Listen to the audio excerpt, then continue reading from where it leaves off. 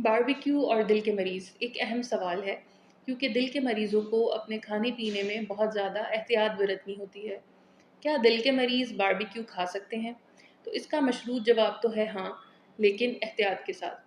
क्योंकि बारबेक्यू खुद बज़ाते खुद मुज़र सेहत नहीं है, लेकिन इसके अंदर इस्तेमाल होने वाला गोश्त, उसका बनाने का तरीका, उसमें इस्तेमाल होने वाले मसाले या सॉसेस दिल की सेहत पे बहुत असर डालते हैं।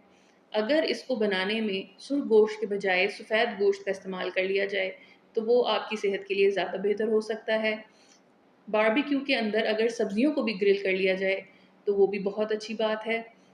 ऑलिव ऑयल का इस्तेमाल किया जाए और नमक और मसालों और सॉसेस के बजाय अगर लेमन का, लहसुन का और हर्ब्स का इस्तेमाल किया जाए, तो वो आपकी सेहत के लिए ज़्यादा अच्छा हो सकता है। प्रोसेस्ड गोश्त को इस्तेमाल ना करें, ओवर कुक ना करें, क्योंकि इसकी वजह से कार्सिनोजेनिक एजेंट्स जो हैं वो उसके अंदर बन जाते हैं, जो कि सेहत के लिए मुज़र होते हैं। बहुत ज़्यादा सॉसेस का इस्तेमाल ना करें, तो बारबेक्यू आपके लिए सेहत बख्श भी हो सकता है।